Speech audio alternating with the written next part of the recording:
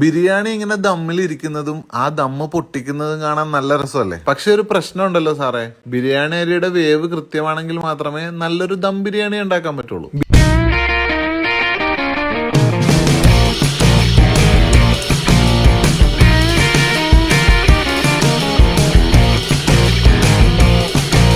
Rice smell is very good. Rice നല്ല flavour ഉള്ള റൈസാണ്. ഈ റൈസിന് ഒട്ടിപ്പിടിക്കലില്ല.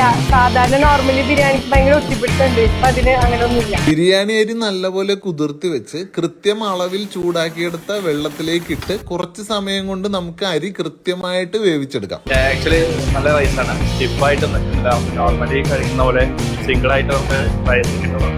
നല്ല റൈസ്, നല്ല ചെറിയ റൈസ് ആയതുകൊണ്ട് നല്ല ടേസ്റ്റ് ഉണ്ട്, നല്ല കഴിക്കാൻ പറ്റുന്നുണ്ട്. ബിരിയാണി ദമ്മ് പൊട്ടിച്ച സ്മെല്ല് വന്നപ്പോ തന്നെ കഴിക്കാനായിട്ട് എല്ലാവരും ക്യൂ ആയി. ടൈം ബീങ് ഞങ്ങളിത് ഇപ്പൊ ഫാമിലി ആയിട്ട് ഇപ്പൊ ഞങ്ങളിത് കഴിച്ചു.